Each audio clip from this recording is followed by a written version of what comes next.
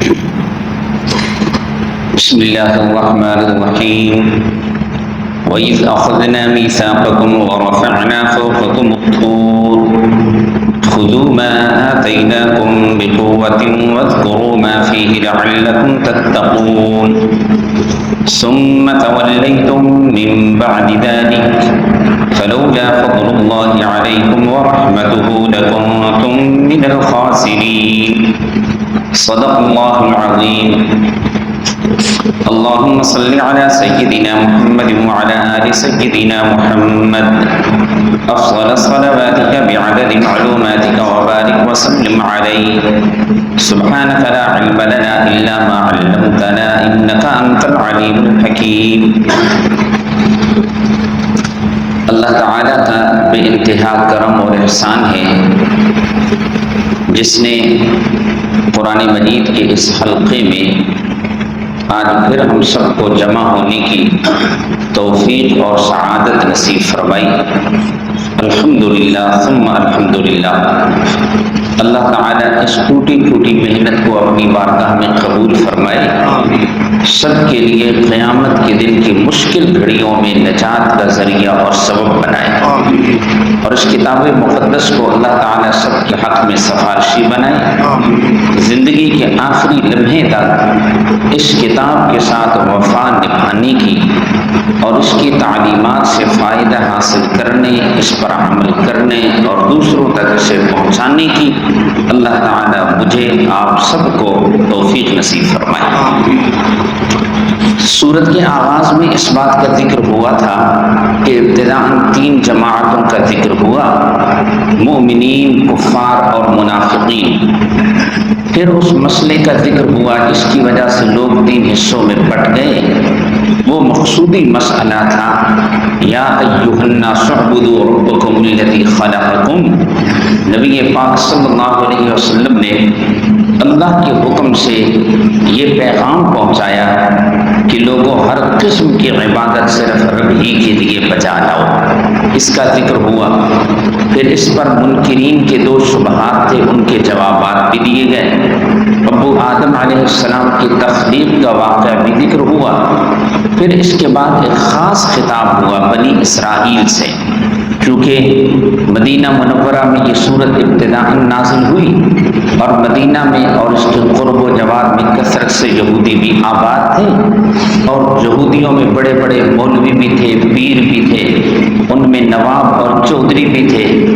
ان کی اصلاح سے ان کے پیچھے چلنے والے لوگوں کی اصلاح ہو سکتی تھی، اس لیے خاص طور پر ان کو خطاب کیا گیا کہ اے مولویوں، اے پیروں، اے نوابوں، ایمان قبول کر لو، مسئلہ توحید کو تسلیم کر لو. یہود کی اصلاح کا یہ پروگرام چلا تو ابتداء ایک مختصر سا پروگرام ایک رکوع میں ذکر کیا گیا جس میں 8 حکم تھے اور 4 چیزوں سے منع کیا گیا. جن چیزوں کا حکم دیا گیا ان میں سر فہرست ایمان کی دعوت بھی تھی. جب یہودیوں نے نہ مانا تو اس کے بعد پھر تفصیل سے اللہ نے یہود سے متعلق مضامین ذکر فرمائے. اس میں بتایا تھا کہ بنی اسرائیل کی 5 قسموں کا ذکر کیا گیا ہے. پہلے نمبر پہ بنی اسرائیل کے باپ دادا پر کیے گئے 8 انعامات اور 2 عذابوں کا ذکر ہوا. گزشتہ درس میں اسی بات کا ذکر ہوا تھا، اور نبی علیہ السلام کے زمانے کے بنی اسرائیل سے کہا گیا کہ جس طرح تمہارے باپ دادا پر میں نے انعامات کیے، اگر تم بھی میرا کہنا مانو گے تو تم پر بھی انعامات کروں گا، اور اگر کہنا نہیں مانو گے پھر جس طرح تمہارے باپ دادا پہ عذاب آئے تمہارے اوپر بھی عذاب آئے گا. تو 2 عذابوں کا ذکر ہوا اور 8 نعمتوں کا ذکر ہوا. اب یہ جو آیت مبارکہ آج ہمارے سامنے ہے، یہاں سے بنی اسرائیل کی ایک دوسری نوع اور دوسری قسم کا ذکر کیا جا رہا ہے. نبی علیہ السلام کے زمانے میں جو بنی اسرائیل تھے ان کے باپ دادا کی چند خباثات یہاں ذکر کی جا رہی ہیں. کیا کیا جا رہا ہے جی؟ ان کے باپ دادا کی چند خباثات یہاں بیان کی جا رہی ہیں. آگے بھی یہود کی متعدد خباثات آئیں گی، ان کی برائیاں بیان ہوں گی. اصل میں اس کا بھی ایک پس منظر ہے اور ایک خاص وجہ ہے. وجہ یہ ہے مدینہ میں یہودی رہ رہے تھے، ابھی میں نے ذکر کیا نا کہ ان میں بڑے بڑے مولوی بھی تھے، ان میں بڑے بڑے پیر بھی تھے، چودھری اور نواب بھی تھے، اور عام طور پر لوگ انہی تین طبقوں کے پیچھے چلتے ہیں، یا لوگ علماء کے پیچھے چل رہے ہوتے ہیں، یا پیر اور درویش کے پیچھے چل رہے ہوتے ہیں، یا یہ ہے کہ کسی چودھری نواب اور وڈیرے کے پیچھے چل رہے ہوتے ہیں۔ یہود کے اندر یہ تینوں طبقات موجود تھے، اور لوگوں کا ایک ذہن بنا ہوا تھا کہ یہود کو علمی طور پہ برتری حاصل ہے، اگر علماء ہیں تو صرف یہود میں ہیں اور کوئی نہیں عالم۔ نمبر دو، ان کو تصوف اور پیری مریدی میں بھی برتری حاصل ہے، اگر آپ عبادت گزار لوگ دیکھنے ہیں تو وہ صرف اور صرف یہودیوں میں پائے جاتے ہیں، کسی اور میں نہیں۔ تو یہ لوگوں کے ذہنوں میں ان کا ایک تقدس بیٹھا ہوا تھا، ایک تفوق اور برتری لوگوں کے ذہنوں میں تھی کہ علماء صرف انہی میں ہیں، پیر و مرشد صرف انہی میں ہیں، کسی اور میں نہیں ہے۔ تو قرآن نے ان کی خباثات اور ان کی اندر کی برائیاں بیان کی تاکہ لوگوں کو پتہ چل جائے کہ یہ صرف باہر سے ایک لبادہ نیکی کا نظر آ رہا ہے، حقیقت میں ان کے اپنے اندر بہت ساری برائیاں ہیں۔ اچھا، ان برائیوں کو جب تک بیان نہ کیا جاتا اس وقت تک یہودیوں کے مولویوں اور پیروں کی جو عظمت لوگوں کے دلوں میں بیٹھی ہوئی تھی وہ ختم نہ ہوتی تو وہ ایمان کی طرف بھی نہ آتے، اسلام کی عظمت اور نبی علیہ السلام کی عظمت بھی ان کے دلوں میں پیدا نہ ہوتی۔ اب جب یہود کی اصل حقیقت کھل کے سامنے آ گئی، ان کا تقدس جو دل میں بیٹھا ہوا تھا وہ ختم ہو گیا، تو اب اس جگہ پہ اسلام کا تفوق اور برتری دل میں پیدا ہونا شروع ہوئی، نبی علیہ السلام کے حوالے سے ایک عقیدت دل میں پیدا ہوئی، اور اسلام کو پھر خوشی خوشی لوگ قبول کرنے لگے۔ تو اس لیے ان کا اندر کا جو گن تھا نا، قرآن نے وہ کھول کے بیان کیا تاکہ ان کی اصل حقیقت پتہ چل جائے اور لوگ ان کے پیچھے نہ چلیں اور گمراہ نہ ہوں، جہنم کا ایندھن نہ بنے، اس لیے ان کی خباثات بیان کی گئی۔ امید ہے یہ بات سمجھ میں آ گئی ہوگی۔ اب چلتے ہیں جی۔ اعوذ باللہ من الشیطان الرجیم وَإِذْ أَخَذْنَا مِيثَاقَكُمْ۔ اب پہلی خباثت جو بیان ہو رہی ہے وہ یہ، موسیٰ علیہ السلام نے ان کے باپ دادا کے سامنے تورات پیش کی، تورات پہ عمل نہ کیا انہوں نے۔ بنی اسرائیل کے 70 افراد کو حضور پہ حضرت لے کے گئے، ادھر انہوں نے کلام بھی سنا اللہ کا لیکن پھر بھی نہ مانا، عمل نہ کیا تورات پہ۔ بعد میں ایک وقت ایسا آیا کہ اللہ نے طور پہاڑ کا ایک ٹکڑا اٹھا کے ان کے سروں پہ لایا، مانو گے نہیں تو پہاڑ آیا سر پہ، تو اس وقت کہنے لگے جی ہم مانتے ہیں، لیکن جب پہاڑ اوپر سے ہٹا تو پھر اسی طرح نافرمانیاں کرنے لگے۔ اللہ تعالیٰ فرماتے ہیں تمہاری ان نافرمانیوں کا تقاضا تو یہ تھا کہ میں تمہیں تباہ و برباد کر دیتا، لیکن پھر بھی میری رحمت اور میرا فضل تھا کہ میں نے تمہیں سنبھلنے کا پھر موقع دے دیا جی۔ تو یہ پہلے ان کی خباثت بیان کی جا رہی ہے، طور پہاڑ ان کے سروں پہ لایا گیا، اس کا ذکر ہے۔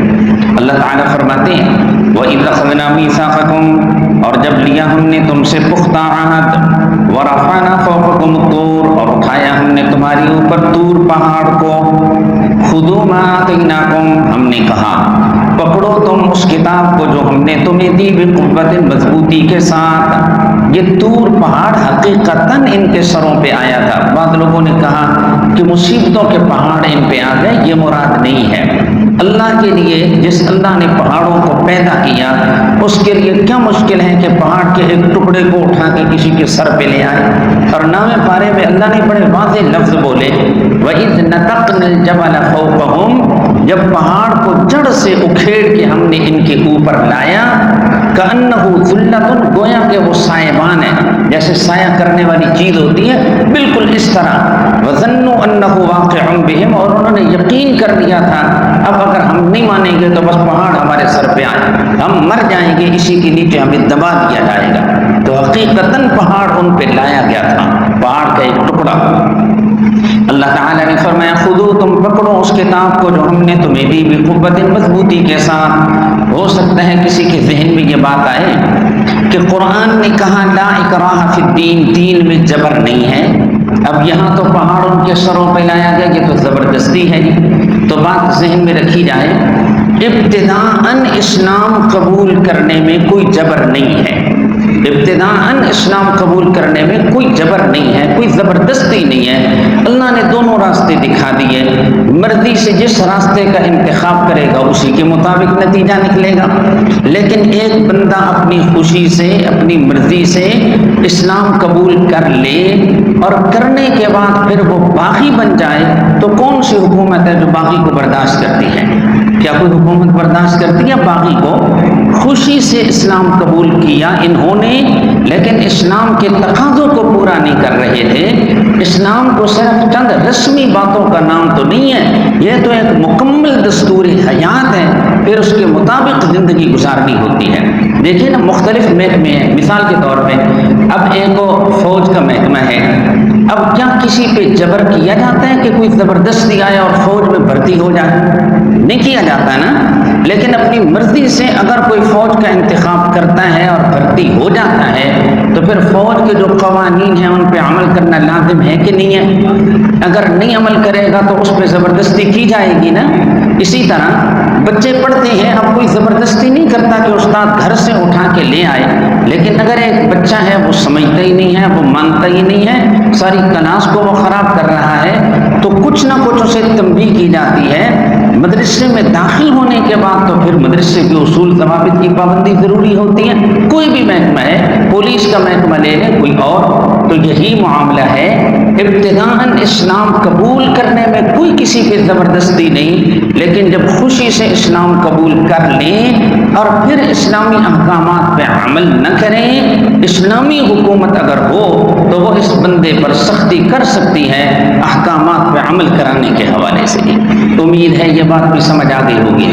اب پڑھیں گے، خودو ہم نے کہا پکڑو تم، ما آتیناکم اس کتاب کو جو ہم نے تمہیں دی، بقوت مضبوطی کے ساتھ، کتاب کو مضبوطی سے پکڑو۔ اس کا یہ مطلب نہیں ہے کہ ایسے ہاتھوں سے پکا پکڑ لو، مطلب ہے اس کے مطابق عقیدہ بناؤ، عمل بناؤ۔ نمبر 2، وَاذْكُرُوا مَا فِيهِ یاد کرو تم ان احکامات کو جو اس کتاب میں ہیں۔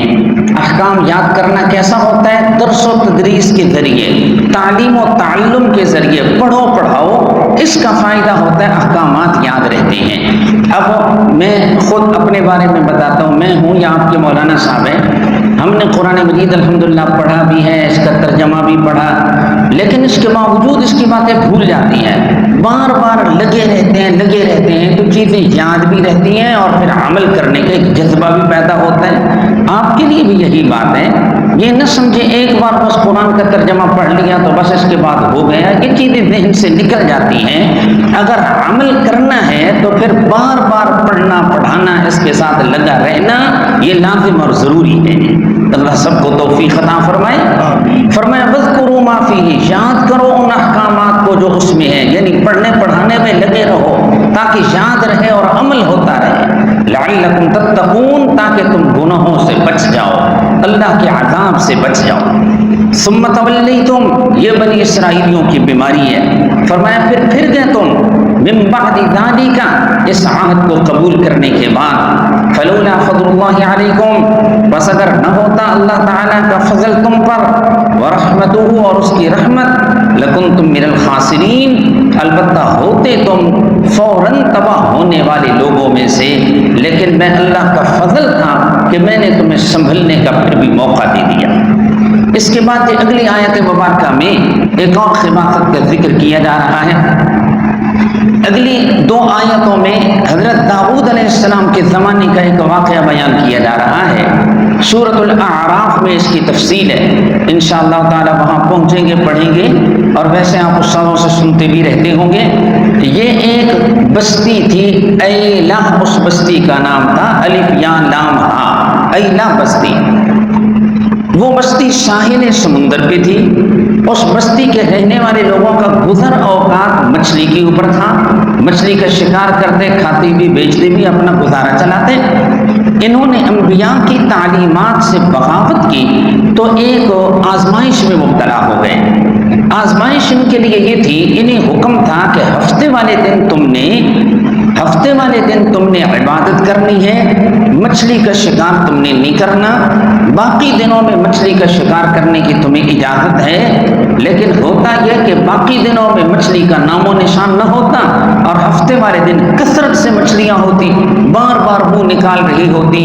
یوم لا یسبتون، یہ اس میں واسألہم عن القریۃ التی 9 پارے میں تفصیل سے واقع ہے۔ اب ہوا یہ کہ ابتداءً چند دن تو انہوں نے صبر کیا، لیکن پھر ان سے صبر نہ ہو سکا، انہوں نے ہیلے بہانے سے ہفتے والے دن شکار کرنا شروع کر دیا۔ ادھر ادھر سائڈوں پہ انہوں نے کچھ گڑھے بنا لیے، کچھ نالیاں سی بنا لی، ہفتے والے دن ان نالیوں کو کھول دیتے اور وہ مچھلیاں ادھر آ جاتی تو ان نالیوں کو بند کر دیا کرتے تھے۔ اتوار والے دن پھر ان مچھلیوں کو نکال لیتے اور کہتے کہ ہم نے تو ہفتے والے دن کوئی شکار نہیں کیا۔ اس طرح ہیلے بہانے سے انہوں نے ہفتے والے دن شکار کرنا شروع کر دیا۔ وہاں پہ 3 گروہ تھے، ایک گروہ شکار کرنے والوں کا تھا، دوسرا انہیں منع کرنے والوں کا تھا، تیسرے وہ تھے جو شکار بھی نہیں کر رہے تھے لیکن شکار کرنے والوں کو منع بھی نہیں کر رہے تھے۔ وہاں 9 پارے میں اللہ نے تفصیل سے ذکر فرمایا، جو منع کرنے والے تھے آخر میں عذاب آیا، جو منع کرنے والے تھے اللہ تعالیٰ نے انہیں بچا لیا، جو درمیانی جماعت تھی نہ وہ شکار کر رہے تھے نہ منع کر رہے تھے، اللہ نے اس جماعت کا تعریفی انداز میں کوئی تذکرہ کیا ہی نہیں ہے اس جماعت کا، کیونکہ وہ امر بالمعروف اور نہی عن المنکر کو چھوڑ بیٹھے نا، اس لیے کوئی قابل تعریف جماعت وہ نہیں تھی، اس لیے بچ تو وہ بھی گئے لیکن کوئی اتنے قابل تعریف نہیں تھے، اس لیے قرآن نے ان سے متعلق کوئی تعریفی انداز میں بات نہیں کی۔ البتہ وہ جو شکار کرنے والے تھے ان پہ عذاب آیا اور بہت سخت عذاب آیا۔ اللہ نے ان کی شکلوں کو بدل دیا، ان کو بندر کی شکل میں تبدیل کر دیا گیا، اس کا یہاں پر ذکر آ رہا ہے۔ اللہ تعالیٰ فرماتے ہیں وَلَقَدْ عَلِمْتُمْ، یہ بنی اسرائیل کا مسلم واقعہ تھا اور باپ دادا سے یہ سنتے آ رہے تھے کہ ہمارے کچھ بنی اسرائیلیوں کے ساتھ ایسا بھی ہوا ہے۔ اللہ تعالیٰ نے فرمایا وَلَقَدْ عَلِمْتُمْ، البتہ تحقیق تم جانتے ہو، الَّذِينَ، ان لوگوں کو، اعْتَدَوْا مِنْكُمْ، جنہوں نے زیادتی کی تم میں سے، فِي السَّبْتِ، ہفتے کے دن کے بارے میں۔ کس کے بارے میں؟ ہفتے میں کتنے دن ہوتے ہیں؟ 7 دن ہوتے ہیں۔ رب کے قرآن پہ قربان جاؤں، سبت کا لفظ قرآن میں 7 دفعہ آیا ہے۔ سبت کا کیا معنی ہے؟ ہفتہ، ہفتے میں دن کتنے ہوتے ہیں؟ 7 دن۔ یہ سبت کا لفظ قرآن میں 7 دفعہ آیا ہے۔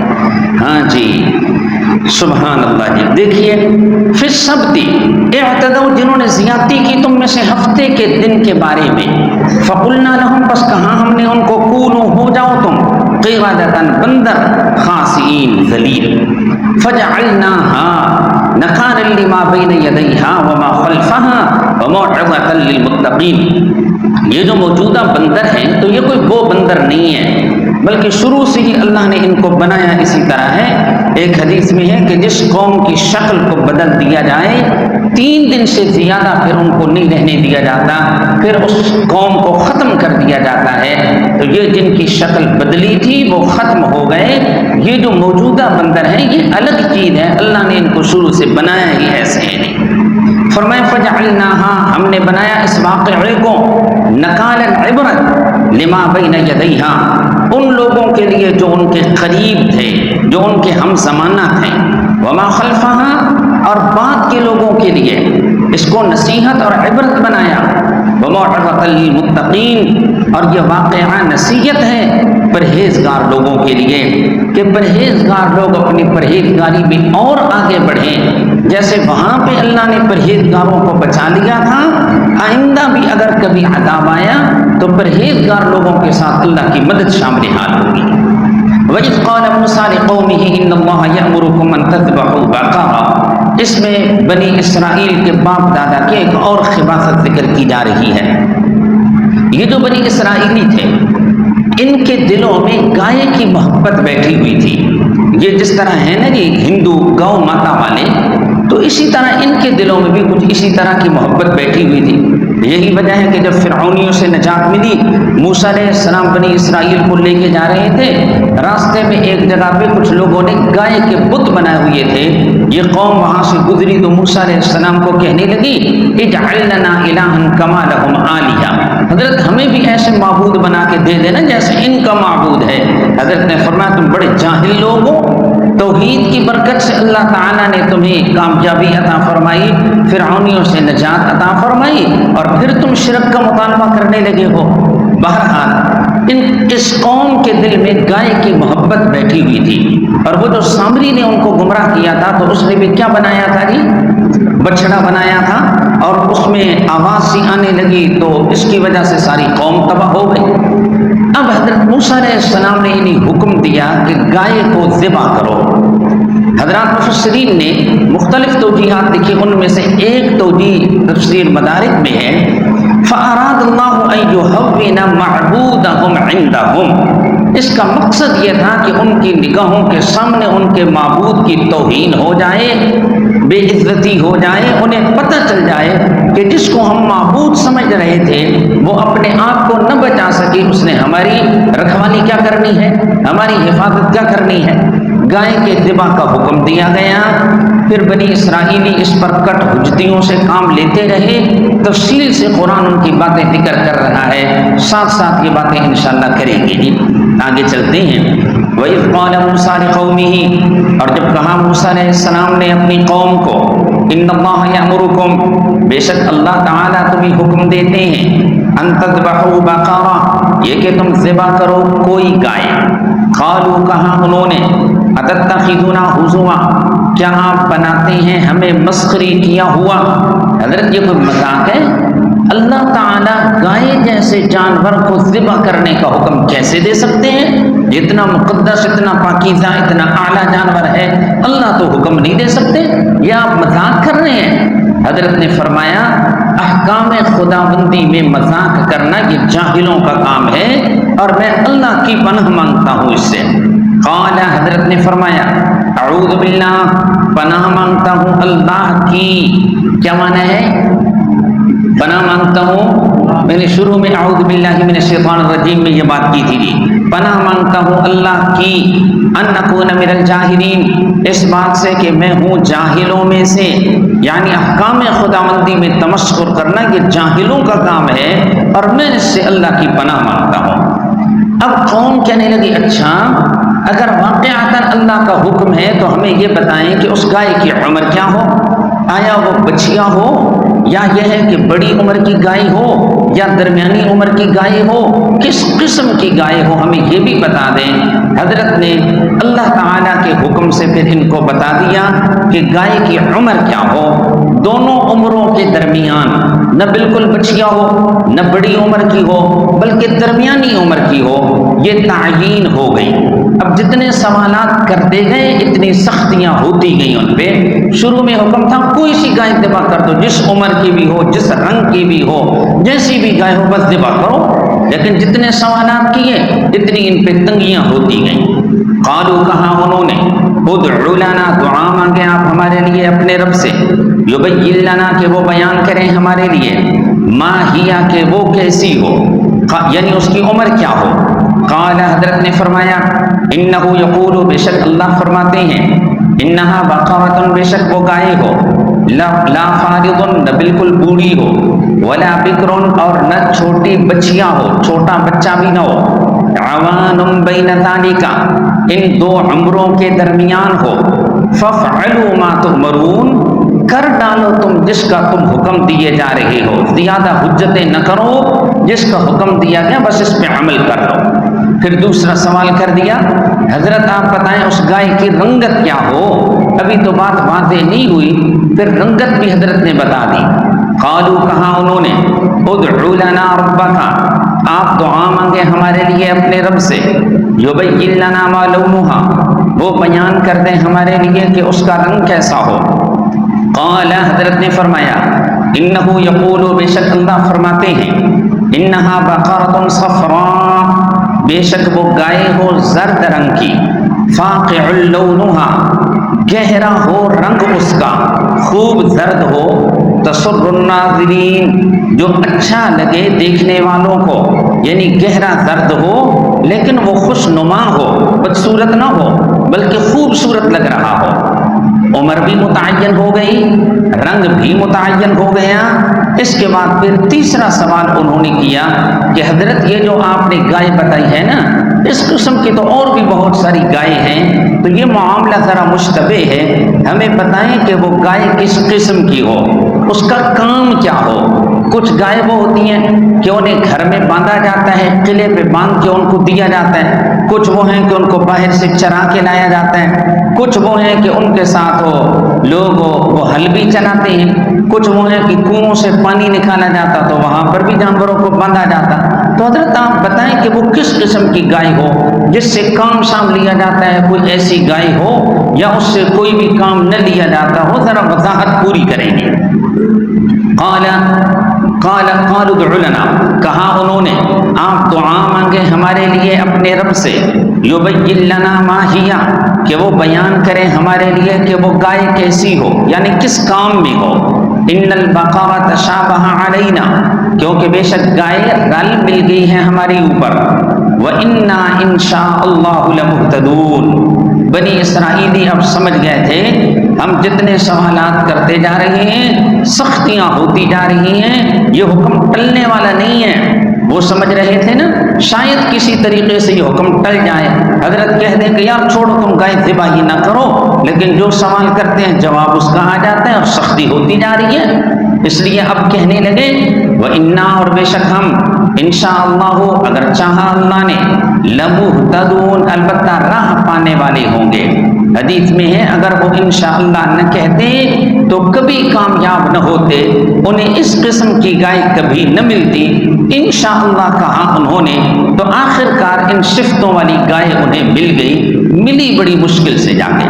اب جناب بتایا گیا آخری سوال کا جواب، قال، حضرت نے فرمایا، انہو یقول، بے شک اللہ تعالیٰ فرماتے ہیں، انہا بقرۃ، بے شک وہ گائے ہو، لا ذلول، ایسی گائے جو نہ محنت کرنے والی ہو، کام کرنے والی نہ ہو۔ کیا کام ہو؟ آگے خود قرآن نے اس کی تھوڑی تفسیر کر دی، تثیر الارض، کہ وہ پھاڑتی ہو زمین کو، اس سے ہل نہ چلایا جاتا ہو، ولا تسقی الحرث، اور نہ وہ پانی پلاتی ہو کھیت کو، مسلمۃ، عیوب سے سالم ہو، ہر عیب سے وہ بچی ہوئی ہو، لا شیۃ فیہا، اس میں دوسرے رنگ کا کوئی داغ نہ ہو۔ پہلے نمبر پہ فرمایا مسلمتن، وہ عیوب سے بری، کوئی بیمار شمار نہ ہو، کوئی اور عیب نہ ہو اس میں، لا شیۃ فیہا، اس میں دوسرے رنگ کا، جو رنگ بتایا گیا خالص یہی رنگ ہو اور کوئی رنگ نہ ہو اس میں۔ قالوا، کہا بنی اسرائیل نے، الآن جئت بالحق، اب آپ لائے ہیں واضح باتیں۔ حق سے یہاں مراد ہے واضح بات، پہلی بھی بات حق تھی لیکن بنی اسرائیل کہنے لگے پہلے اتنی واضح نہیں تھی، اب بات بڑی واضح ہو گئی۔ فذبحوها، آخر انہوں نے گائے کو ذبح کر دیا، وما كادوا يفعلون، اور قریب نہیں تھا کہ وہ کرتے، لگتا نہیں تھا کہ وہ یہ کام کریں گے، اس لیے وہ اتنی کٹ ہجتیاں کرتے رہے۔ تفسیر مدارک میں ہے کہ ان سوالات میں انہوں نے 40 سال گزار دیے ہیں۔ کتنا عرصہ؟ ہاں جی، تو کیا معلوم ہوا یہ بنی اسرائیلی انبیاء کی بات ماننے والے تھے کہ نبیوں کو تنگ کرنے والے تھے؟ ہاں جی، ان کی خباثات بیان ہو رہی ہے جی۔ فذبحوها وما كادوا يفعلون وَإِذْ قَتَلْتُمْ نَفْسًا فَادَّارَأْتُمْ فِيهَا وَاللَّهُ مُخْرِجٌ مَّا، بعض مفسرین نے لکھا ہے وہ گائے وہ تلاش کرنے میں پھر نکل پڑے گی۔ آخر ایک نوجوان کے پاس جا کے انہیں وہ گائے ملی، اور وہ نوجوان اپنی والدہ کا بہت فرمانبردار تھا۔ اس فرمانبرداری کا اس لڑکی کو بھی اللہ نے ایک صلہ دیا، ایک ہی گائے ہے اس کے پاس، انہوں نے کہا جی ہم نے یہ گائے لینی ہے، اس نے کہا میں تو نہیں دیتا، میں تو بیچنا ہی نہیں چاہتا۔ اچھا انہوں نے ریٹ لگایا، اس نے کہا نہیں دیتا، کیا کرتے کرتے کرتے آخر میں انہوں نے کہا آپ ہمیں گائے دے دیں، ہم گائے کو ذبح کریں گے، چمڑا اتاریں گے، چمڑا بھرا ہوا تجھے سونے کا دیں گے۔ اس بات پہ پھر جا کے وہ نوجوان راضی ہوا، گائے ملی اور بہت مہنگے داموں پھر گائے وہ انہوں نے خریدی، آخر کار انہوں نے اس گائے کو ذبح کیا ہے۔ یہ تفسیر جلالین میں بھی لکھا ہے کہ اس طرح کے نوجوان، اور اس نوجوان کے متعلق کیا آپ کو بتایا کہ وہ اپنی والدہ کا بڑا فرما بردار تھا، اس کو اللہ نے اس فرما برداری کا یہ صلہ عطا فرمایا کہ دنیا بھی اللہ نے اسے دے دی، اور والدہ کی خدمت کی وجہ سے اللہ نے اسے اجر اور ثواب بھی عطا فرمایا۔ اور انہوں نے جو چونکہ انشاءاللہ کہا تھا تو آخر میں جا کے پھر انہوں گائے بھی مل گئی، اگرچہ بڑی مہنگی جا کے ملی تھی۔ آگے چلیے جی، وَإِذْ قَتَلْتُمْ نَفْسًا فَادَّارَأْتُمْ فِيهَا، یہ آخری بات آ رہی ہے، یہ ایک اور خباثت ہے جی۔ بنی اسرائیل میں ایک دفعہ ایسا ہوا، دو چچا زاد بھائیوں نے اپنے ایک بھائی کو قتل کر دیا، چچا زاد بھائی کو قتل کر دیا، کیونکہ اور کوئی اس کا تھا نہیں، کہا تھا کہ اس کی بھی جو جائیداد ہے تو وہ ہمیں مل جائے۔ صبح رات کو قتل کیا، صبح کے وقت دوسرے لوگوں پہ الزام لگانے لگے، پڑوس پڑوس میں دائیں بائیں لوگ، تو نے قتل کیا، تو نے، سارے محلے والے کہنے لگے بابا ہم نے نہیں قتل کیا، ہمیں پتہ بھی کوئی نہیں، اس کے پاس ہمارا آنا جانا بھی کوئی نہیں۔ آخر بات پہنچی حضرت موسیٰ علیہ السلام تک کہ حضرت اس طرح کا واقعہ پیش آیا ہے حکم خداوندی سے۔ حضرت موسیٰ علیہ السلام نے فرمایا، اب دو توجیہیں ہیں، ایک توجیہ یہ ہے کہ حضرت نے فرمایا اضربوہ ببعضہا، یہ جو مردہ ہے اس کے ایک عضو کو دوسرے عضو کے ساتھ لگاؤ، یہ زندہ ہو جائے گا اور اپنے قاتل کا پتہ دے دے گا۔ مثلا ادھر سے ایک ہاتھ اٹھاؤ، دوسرا ادھر سے ہاتھ اٹھاؤ، دونوں ہاتھوں کو یوں آپس میں ملاؤ، اس طرح کا ایک عضو دوسرے عضو کے ساتھ لگاؤ تو یہ بندہ زندہ ہو جائے گا، اللہ اپنی قدرت سے زندہ کر دیں گے اسے۔ اور بعض حضرات نے یہ بھی لکھا، وہ جو گائے ذبح کرنے کا انہیں حکم دیا گیا تھا نا، آخر جب انہوں نے جا کے گائے ذبح کی، اتفاقاً انہی دنوں میں یہ قتل بھی ہو گیا، تو کہا گیا کہ یہ جو تمہارا مقتول ہے نا، اس مقتول کا عضو اس گائے کے کسی عضو کے ساتھ لگاؤ، دیکھنا یہ زندہ ہو جائے گا۔ اللہ نے اپنی قدرت سے اسے زندہ کر دیا اور اس نے بتا دیا کہ مجھے میرے چچا زاد بھائیوں نے قتل کیا ہے، اور اس کے بعد پھر وہ فوت ہو گیا۔ تو ان بنی اسرائیلیوں کی اس خباثت کا ذکر ہے کہ بے گناہ بندے کو قتل کر دیا، پھر الزام ایک دوسرے کے اوپر لگانے لگے، اس کا ذکر ہے جی۔ فرمایا وَإِذْ قَتَلْتُمْ نَفْسًا، اور جب تم نے قتل کیا ایک نفس کو، فَادَّارَأْتُمْ، پھر ایک دوسرے پہ دھرنے لگے، تم اپنی اپنی براءت کے لیے اختلاف کیا تم نے اس میں، وَاللَّهُ مُخْرِجٌ مَّا كُنتُمْ تَكْتُمُونَ، اور اللہ تعالیٰ نکالنے والے تھے، ظاہر کرنے والے تھے اس بات کو جس کو تم چھپا رہے تھے۔ فَقُلْنَا اضْرِبُوهُ بِبَعْضِهَا، ہم نے کہا مارو تم اس کو اس کے بعض حصے کے ساتھ۔ یہاں تک یہ بات پوری ہو گئی، درمیان میں اللہ تعالیٰ نے ایک اور بات ذکر فرمائی، كَذَلِكَ يُحْيِي اللَّهُ الْمَوْتَى، فرمایا اسی طرح اللہ تعالیٰ قیامت کے دن مردوں کو زندہ کریں گے۔ جس طرح اس ایک مردے کو اللہ نے زندہ کیا اور یہ اس کے لیے کوئی مشکل نہیں تھا، اسی طرح قیامت کے دن اللہ تعالیٰ باقی مردوں کو بھی زندہ کریں گے، کیونکہ لوگ جہاں توحید کے منکر تھے وہاں قیامت کے بھی منکر تھے۔ تو یہ ایک واقعہ ذکر ہوا جس میں ایک مردہ بندے کے زندہ ہونے کا ذکر ہوا، تو فوراً اس سے پھر قیامت والا مسئلہ بھی ذکر کر دیا گیا۔ یہ ہے نا بات سے بات نکالنا اور اپنی باتوں کو ثابت کرتے جانا۔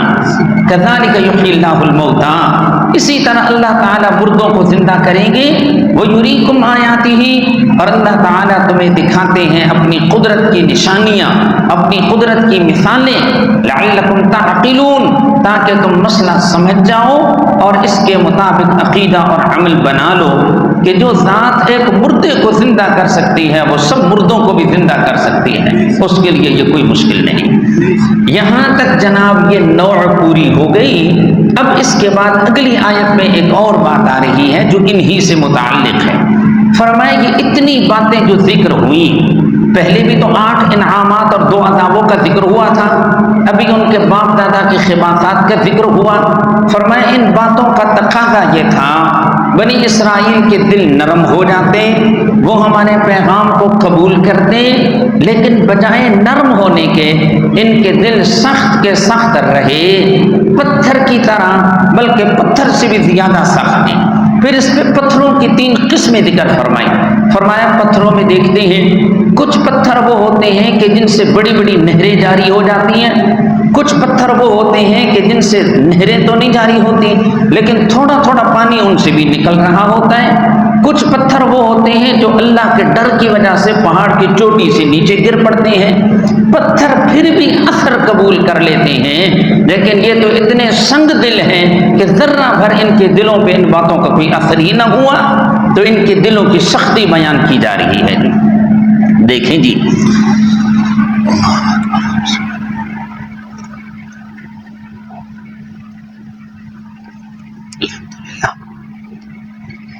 ثم قست قلوبکم، پھر سخت رہے دل تمہارے، من بعد ذالک، اس کے بعد بھی، یہ جتنے واقعات پیچھے ذکر ہوئے یہ ان سب کی طرف اشارہ ہے۔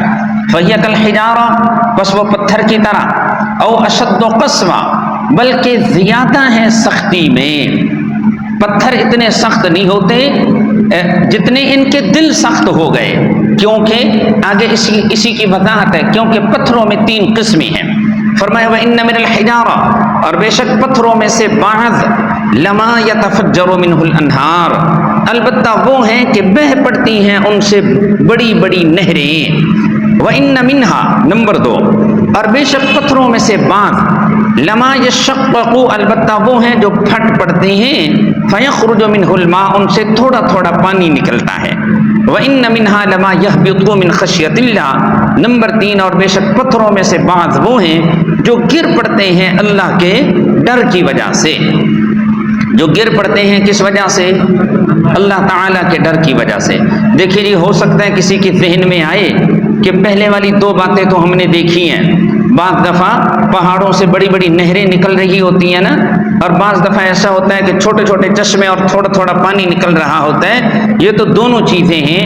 رہی تیسری بات، پتھر ہے، روح اس میں نہیں ہے، لیکن اللہ کے ڈر کی وجہ سے وہ نیچے گر رہا ہے، تو یہ بھی حقیقت پر مبنی ہے۔ یہ جتنی چیزیں ہمیں بے جان نظر آتی ہیں، اللہ نے ان چیزوں میں بھی ایک درجے کا شعور اور ایک درجے کا احساس رکھا ہے۔ یہ جتنے بھی درخت ہیں، یہ پتھر ہیں، یہ پہاڑ ہیں، یہ جتنی بھی چیزیں ہیں، اللہ نے ان سب میں ایک درجے کا شعور اور ایک درجے کا احساس رکھا ہے۔ اس لیے 15ویں پارے میں فرمایا وَإِن مِّن شَيْءٍ إِلَّا يُسَبِّحُ بِحَمْدِهِ وَلَٰكِن لَّا تَفْقَهُونَ تَسْبِيحَهُمْ، ہر چیز اللہ کی تسبیح اور پاکی بیان کر رہی ہے، لیکن تم ان کی تسبیح اور پاکی کو سمجھتے نہیں ہو۔ تو سب چیزوں میں اللہ نے شعور رکھا ہے۔ حدیث میں آتا ہے رسول اللہ صلی اللہ علیہ وسلم ایک سفر سے واپس آ رہے تھے، احد پہاڑ کے اوپر آپ کی نظر پڑی تو آپ نے فرمایا ھذا جبل یحبنا ونحبہ، یہ ایک پہاڑ ہے، یہ ہم سے محبت کرتا ہے، ہم اس سے محبت کرتے ہیں۔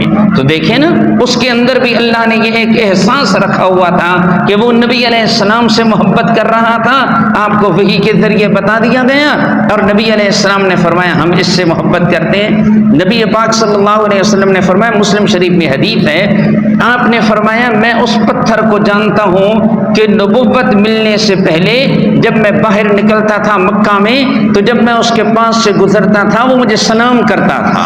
اللہ اکبر۔ تو ان چیزوں میں بھی اللہ نے ایک درجے کا شعور رکھا ہے۔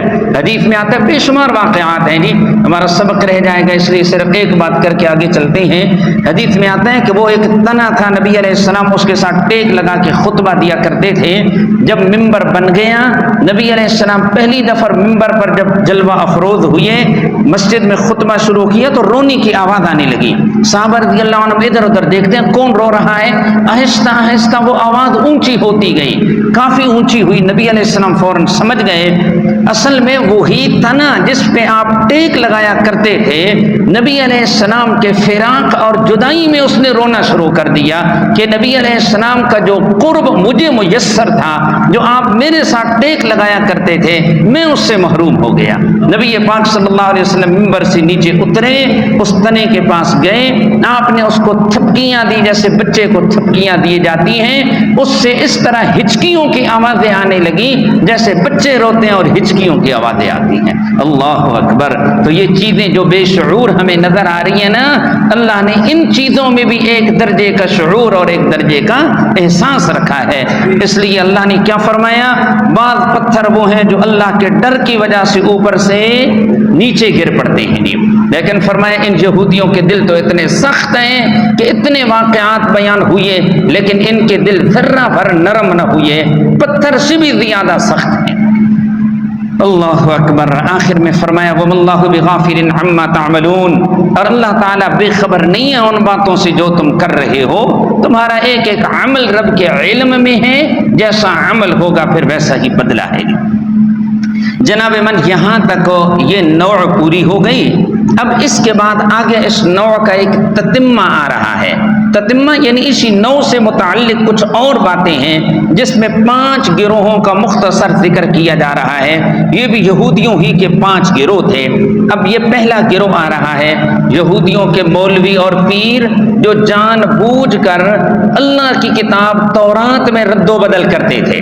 یہ یہودیوں کے مولویوں اور پیروں کا پہلا گروہ آ رہا ہے. آپ کو پہلے بتا چکا ہوں نا، چونکہ لوگوں کے دلوں میں ان کے مولویوں اور پیروں کی بڑی عظمت بیٹھی ہوئی تھی کہ مولوی ہیں تو صرف یہودیوں میں ہیں، پیر ہیں تو صرف یہودیوں میں ہیں. ان کی خباثات بیان کی جا رہی ہے کہ ان کا گند دیکھو، اللہ کی کتاب میں بھی تحریف اور رد و بدل کرنے سے نہ رکے گی. فرمایا افتطمعون ان یؤمنوا لکم، اے مسلمانوں کیا تم امید رکھتے ہو ان یؤمنوا لکم، یہ کہ وہ مانیں گے تمہاری بات کو، تمہارے کہنے کی وجہ سے وہ کلمہ پڑھ لیں گے؟ کیا تمہیں یہ امید ہے؟ مطلب یہ امید نہ رکھو یہ یہودی ماننے والے نہیں ہیں. اس لیے کہ وقد کان فریق منہم، تحقیق ہے ایک جماعت ان میں سے، یسمعون کلام اللہ، جو سنتے ہیں اللہ کی کلام کو، تورات کو، ثم یحرفونہ، پھر وہ اس کو بدل ڈالتے ہیں. اور یہ بدل ڈالنا بھی کوئی ناسمجھی میں نہیں ہے. من بعد ما عقلوہ، اس کو سمجھنے کے بعد، وہم یعلمون، حالانکہ وہ جانتے بھی ہیں کہ ہم برا کر رہے ہیں. تورات کی وہ آیتیں جن میں اللہ کی توحید کا ذکر تھا، اور وہ آیتیں جن میں حضرت صلی اللہ علیہ وسلم کی صفات کا ذکر تھا، ان یہودیوں نے ان آیات میں رد و بدل کر دیا جی. کہنے لگے نہ ہماری کتابوں میں توحید ہے اور نہیں ہماری کتابوں میں محمد صلی اللہ علیہ وسلم کی کوئی صفات ہیں. اللہ تعالیٰ نے ان کی اس خباثت کا یہاں ذکر فرمایا. وَإِذَا لَقُوا الَّذِينَ آمَنُوا، یہ یہودیوں کی دوسری جماعت کا ذکر ہے. یہ ہیں منافقین یہود. ابتدا میں بھی ان کا ذکر ہوا تھا. مسلمانوں کے پاس آتے تو کہتے جی ہم مومن، ہم تمہارے ساتھ، لیکن جس وقت اپنے پیروں مولویوں کے پاس جاتے تھے تو کہتے کہ ہم تمہارے ساتھ ہیں. یہ ان کا ذکر آ رہا ہے جو منافقین تھے. فرمایا وَإِذَا لَقُوا الَّذِينَ، اور جب وہ ملتے ہیں ان لوگوں کو جو ایمان لائے، قالوا، تو کہتے ہیں آمنا، ہم ایمان لائے. یہ کس کا ذکر آ رہا ہے؟ منافقین کا. یہ جو 2 منہ تھے، ادھر آتے تو ان کے گیت گانے لگتے، جو ادھر جاتے تو ان کی گیت گانے لگتے. وَإِذَا خَلَا بَعْضُهُمْ إِلَىٰ بَعْضٍ، اور جب اکیلا ہوتا ہے ان میں سے ایک دوسرے کی طرف. یہ منافق جب اپنے مولویوں اور پیروں کے پاس جاتے تو وہ مولوی اور پیر انہیں کہتے کہ یار تم سارا دن مسلمانوں کے پاس بیٹھے رہتے ہو اور راز کی بات تم مسلمانوں کو بتاتے ہو کہ ہماری کتاب میں اس نبی کا بھی ذکر ہے، ہماری کتاب میں توحید کا بھی ذکر ہے، اس پیغمبر کی صفتوں کا بھی ذکر ہے، قرآن کا بھی ذکر ہے. یہ تم کیا راز کی باتیں مسلمانوں کو بتانا شروع ہو گئے ہو؟ کل اللہ کے سامنے یہ کہیں گے اللہ انہیں پتا تھا، انہوں نے جان بوجھ کے نہیں مانا، تو تم خواہ ان کو دلیل مہیا کرتے ہو مسلمانوں کو. یہ باتیں نہ بتایا کرو. اللہ نے پہلے ان کی بات ذکر فرمائی، پھر اس کے بعد فرمایا انہوں نے کیا سمجھا ہے کہ اگر یہ کچھ نہیں بتائیں گے تو مسلمانوں کو کچھ بھی نہیں پتہ چلے گا. اللہ تعالیٰ جو چھپی ظاہری باتیں جاننے والے ہیں، اللہ خود بتا دیں گے کہ تورات کے اندر کیا کیا لکھا ہوا ہے جو یہ یہودی چھپا کے بیٹھے ہیں. جی دیکھیں جی، فرمایا وَإِذَا خَلَا بَعْضُهُمْ إِلَىٰ بَعْضٍ، اور جب اکیلا ہوتا ہے ان میں سے ایک دوسرے کی طرف، قالوا، تو کہتے ہیں ان کے بڑے مولوی اور پیر، أَتُحَدِّثُونَهُمْ، کیا تم بتاتے ہو ان مسلمانوں کو، بِمَا فَتَحَ اللَّهُ عَلَيْكُمْ، وہ باتیں جو اللہ نے ظاہر کی ہیں تمہاری اوپر، لِيُحَاجُّوكُمْ بِهِ عِنْدَ رَبِّكُمْ، اس کا نتیجہ یہ نکلے گا کہ وہ مغلوب کر دیں گے تمہیں ان باتوں کی وجہ سے تمہارے رب کے ہاں. افلا تعقلون، کیا تم اتنی موٹی سی بات کو بھی نہیں سمجھتے؟ اولا یعلمون، یہ اللہ کی جانب سے بات کہی جا رہی ہے. فرمایا کیا وہ نہیں جانتے ان اللہ یعلم، کہ بے شک اللہ جانتے ہیں، ما یسرون، جو وہ چھپاتے ہیں، وما یعلنون، اور جو کچھ وہ ظاہر کرتے ہیں. ومنہم امیون لا یعلمون الکتاب، یہ یہودیوں کے ایک تیسری جماعت ہے جی، عوام یہود، جاہل یہود، الف کو قلہ سمجھنے والے۔ ان کے پاس کیا تھا؟ کچھ بھی نہیں تھا، بس مولویوں نے جو کچھ بتا دیا اسی کو سب کچھ سمجھ لیا، انہیں پتہ ہی نہیں تھا کہ اللہ کی کتاب میں کیا لکھا ہوا ہے۔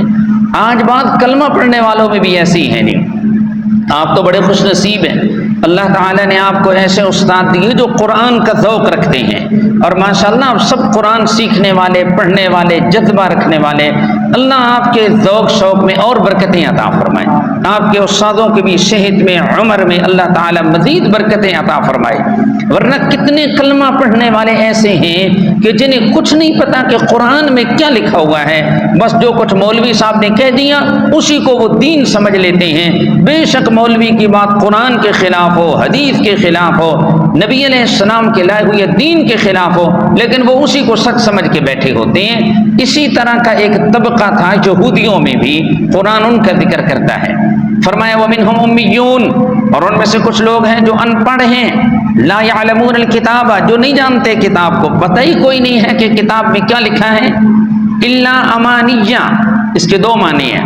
ایک معنی ہے مگر دل خوش کن باتیں، دل خوش کن باتیں، بس مولویوں نے بتا دیا، پیروں نے بتا دیا تم انبیاء زادے ہو، تم اولیاء زادے ہو، تمہارے باپ دادا جب جنت میں جائیں گے تمہیں بھی اپنے ساتھ لے جائیں گے، تمہیں تو کچھ کرنے کی ضرورت ہی کوئی نہیں ہے جی، اس قسم کی باتیں۔ اور اس کا دوسرا معنی ہے بلا سند باتیں، ان کے پاس قصے، کہانیاں، من گھڑت روایات، اس قسم کی چیزیں ان کے پاس ہوتی ہیں، جو قصے کہانیاں سن لیتے ہیں بس اسی کو وہ دین بنا کے بیٹھ جاتے ہیں، کتاب کا پتہ ہی کوئی نہیں۔ الا امانیہ، مگر آرزوئیں، بلا سند باتیں، وانہم الا یظنون، اور نہیں ہے وہ مگر بے بنیاد خیال پکا لیتی ہیں۔ ومن فویل للذین یکتبون الکتاب بایدیہم، یہ چوتھی جماعت ہے، یہ بھی یہودیوں کے مولویوں کی جماعت ہے۔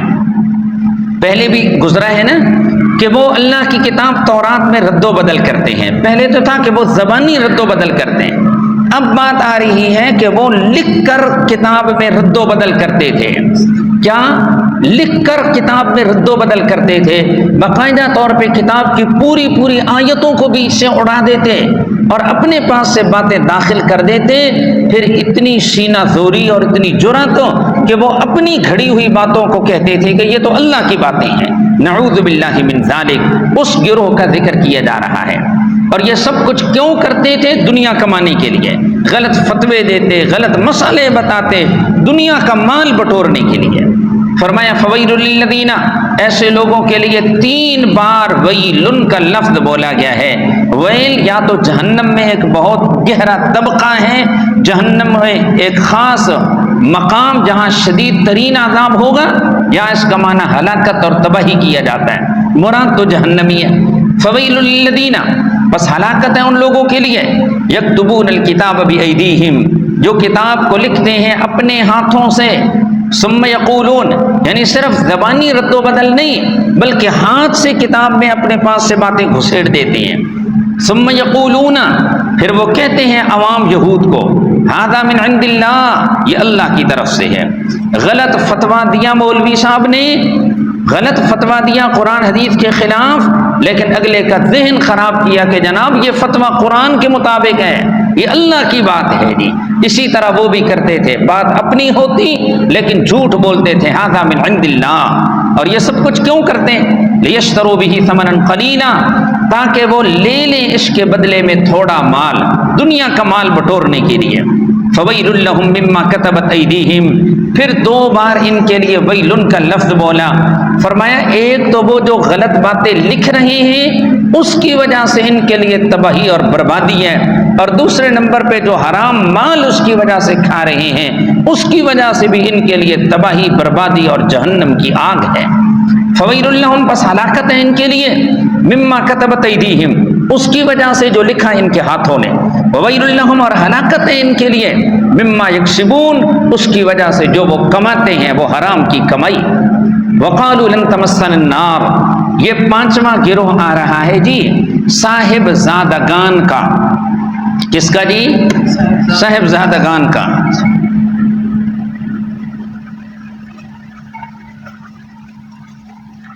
یہودی عام طور پہ کہتے تھے ہمیں جہنم کی آگ نہیں لگے گی، جنت میں ہم نے جانا ہے، جنت کے ٹھیکیدار بنے ہوئے تھے، ہمیں جہنم کی آگ نہیں لگے گی، اگر جہنم میں گئے بھی صحیح نہ تو گنے چنے 4 دن، چند دن جائیں گے، گنے چنے چند دن۔ کون سے چند دن؟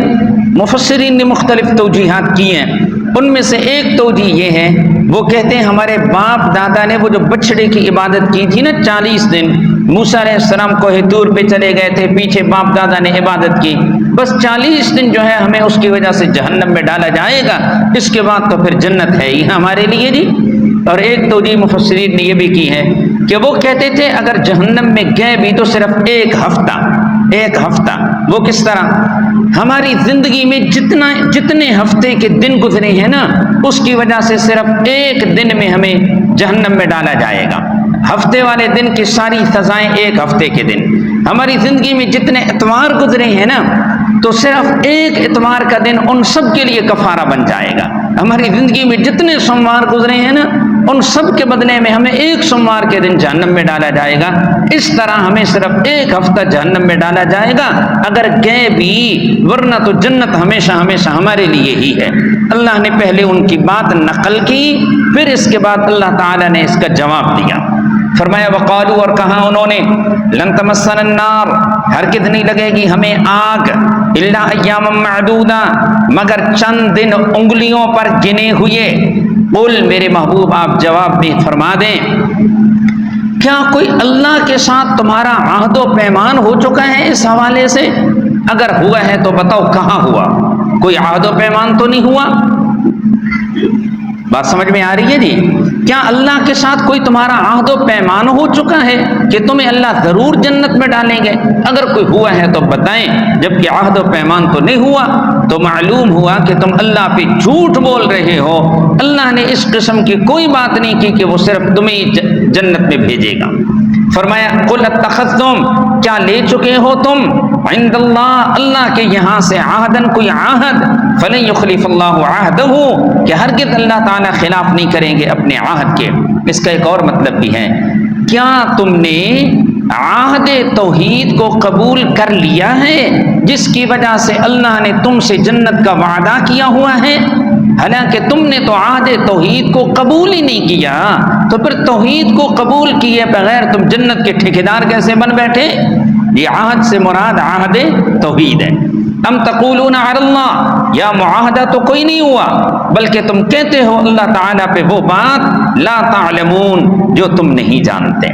اس کے بعد جی اگلی جو 2 آیات مبارکہ ہیں، ان میں مختصراً نجات کا قانون بیان کیا گیا ہے۔ کس کا قانون؟ نجات کا دار و مدار نہ یہودیت میں ہے، نہ عیسائیت میں ہے، نہ اپنے آپ کو مومن کہلانے پہ ہے۔ نجات کا دار و مدار جس بات پہ ہے یہاں اس کا ذکر کیا گیا۔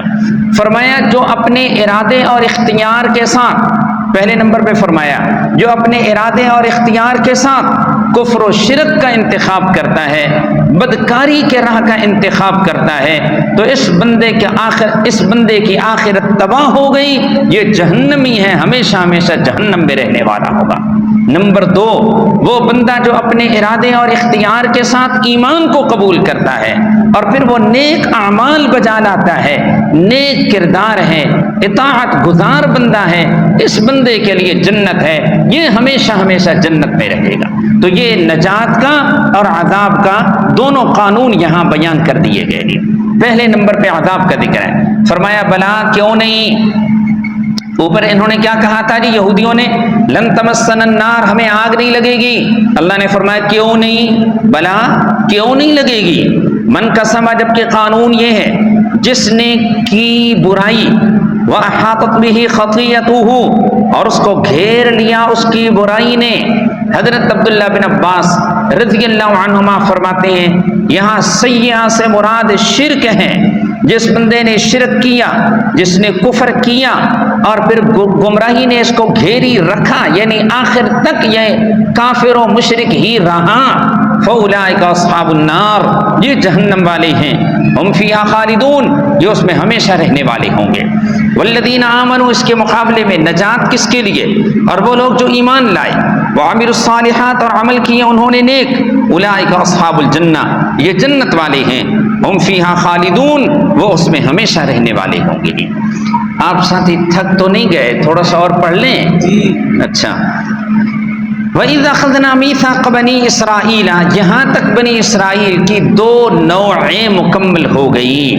پہلی نوع میں بنی اسرائیل کے باپ دادا پہ کیے گئی 8 نعمتیں اور 2 عذابوں کا ذکر ہوا۔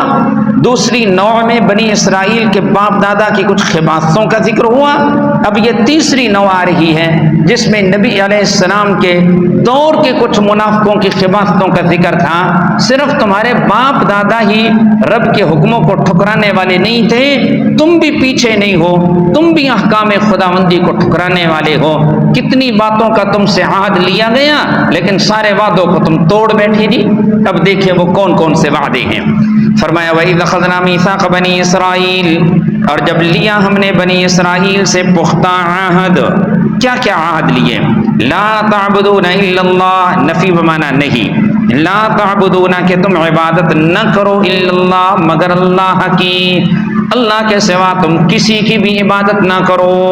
یہ پہلے نمبر پہ عہد تھا۔ اتنا تو آپ کو پتہ ہی ہے نا، یہودی اس عہد پہ پکے رہے یا اس کو توڑ دیا؟ حضرت عزیر علیہ السلام کی عبادت کرنے لگ گئے تھے نا، انہیں ابن اللہ ماننے لگے جی۔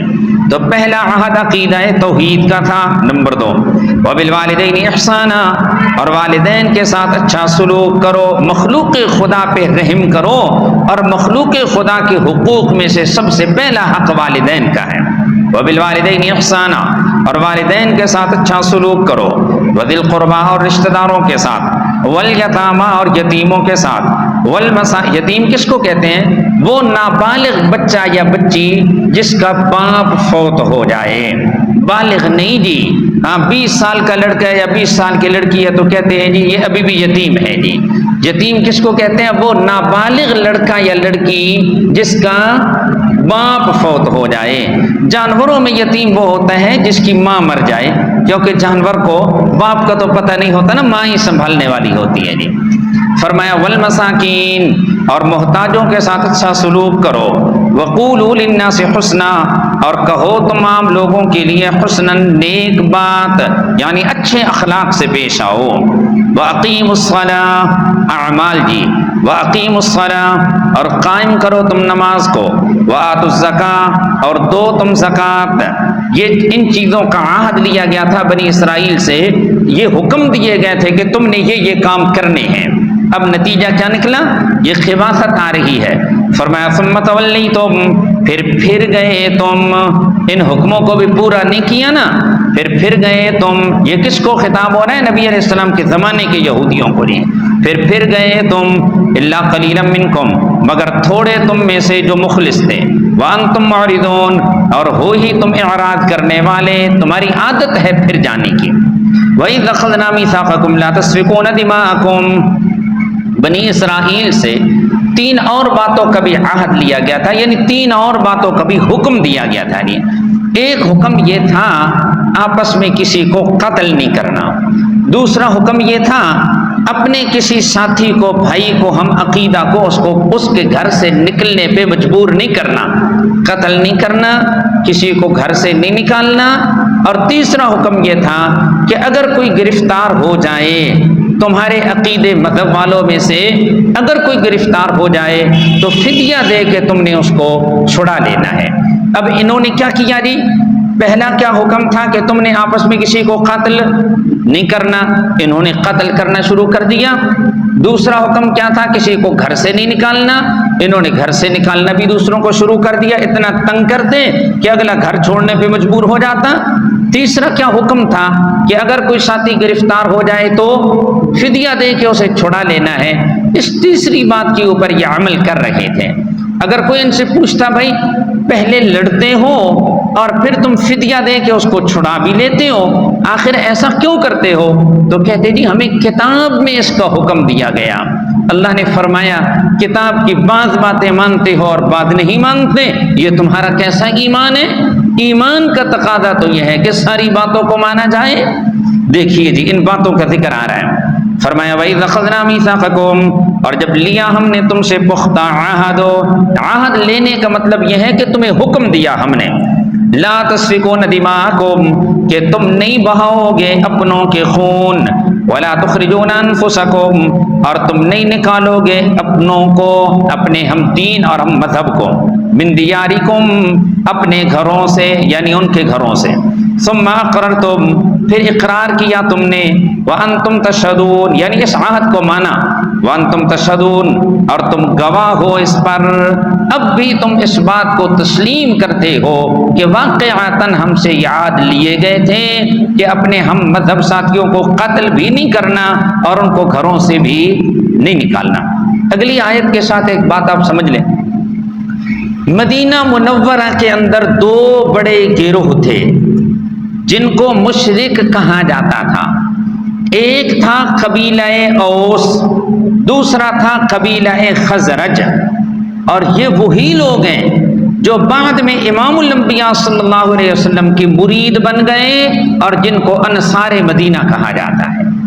تو بات سمجھ میں آئی ہے؟ یہ جو انصار مدینہ ہے نا، یہ کون ہے؟ قبیلہ اوس اور قبیلہ خزرج جی، یہ اصل مدینہ کے باشندے تھے جو پرانے چلے آ رہے تھے۔ یہ جو یہودی تھے یہ تو بعد میں آ کے مدینہ اور اس کے قرب و جوار میں آباد ہوئے۔ اقلیتوں کو اکثریت کا سہارا چاہیے ہوتا ہے۔ اب یہودیوں میں مختلف گروہ تھے، ان میں سے ایک بڑا گروہ تھا بنو قریظہ، دوسرا تھا بنو نذیر۔ اب یہ تو لوگ چونکہ باہر سے آئے ہوئے تھے، اب بڑے جو وہاں رہنے والے خاندان اور قبیلے تھے ان کے ساتھ انہوں نے دوستی بنا لی۔ بنو قریظہ نے دوستی قائم کر لی قبیلہ اوس کے ساتھ، اور بنو نذیر جو یہودیوں کا گروہ تھا انہوں نے دوستی بنا لی بنو خزرج کے ساتھ۔ اب یہ اوس اور خزرج والے آپس میں لڑتے تھے، ان کی جنگیں تو بڑی مشہور تھیں، کئی 100 سال تک یہ لڑتے رہتے، چھوٹی چھوٹی باتوں میں پتہ نہیں کتنے کتنے بندوں کو قتل کر دیا انہوں نے۔ تو یہ اوس اور خزرج والے جو ہیں آپس میں ان کی لڑائیاں ہوتی ہیں۔ اب یہودیوں نے آپ کو بتایا نا، بنو قریظہ دوست بن گئے تھے اوس کے، اور بنو نذیر کے دوست بن گئے تھے خزرج کے۔ اب اوس اور خزرج والے جب لڑتے تو بنو قریظہ اور بنو نذیر والے بھی ان کے ساتھ ہو کے آ جاتے۔ اب جب آمنے سامنے، اب دیکھو ایک جانب بھی یہودی آ گئے، دوسری جانب بھی یہودی آ گئے، تو اس طرح کے آپس میں ایک دوسرے کو قتل بھی کرتے تھے اور ایک دوسرے کو اتنا تنگ بھی کرتے کہ وہ گھر سے نکل جاتے۔ پھر اگر کوئی گرفتار ہو جاتا، بنو نذیر والا بندہ ادھر والوں نے گرفتار کر لیا، یا بنو قریظہ کا کوئی بندہ ادھر والوں نے گرفتار کر لیا، تو پھر فدیہ دے کے اپنے اس ساتھی کو چھڑا بھی لیا کرتے تھے۔ اللہ تعالیٰ نے اس بات کا یہاں پر ذکر فرمایا ثم انتم ہؤلاء، پھر تم وہ لوگ ہو تقتلون انفسکم، تم قتل کرتے ہو تم اپنے آپ کو، یعنی اپنے دینی بھائیوں کو، وتخرجون اور تم نکالتے ہو فریقا منکم اپنوں میں سے ایک گروہ کو، من دیارہم ان کے گھروں سے، تظاہرون علیہم تم مدد کرتے ہو ان کے مقابلے میں، مخالفین کی مدد کرتے ہو، ان کے مقابلے میں مخالفین کی مدد کرتے ہو، بالاثم والعدوان گناہ اور زیادتی کے ساتھ، خدا کی نافرمانی کرتے ہو اور حقوق العباد کی بھی حق تلفی کرتے ہو۔ وَإِن يَأْتُوكُمْ أُسَارَىٰ اور اگر تمہارے پاس آ جائیں قیدی، تفادوہم تو فدیہ دے کر تم انہیں چھڑا لیتے ہو، وَهُوَ مُحَرَّمٌ عَلَيْكُمْ إِخْرَاجُهُمْ حالانکہ شان یہ ہے کہ حرام کیا گیا تمہاری اوپر ان کو نکالنا۔ بھئی اگر فدیہ تمہارے اوپر لازم کیا گیا تو ان کا قتل کرنا بھی، گھروں سے نکالنا بھی حرام تھا تمہاری اوپر، تو وہ کیوں کرتے رہے؟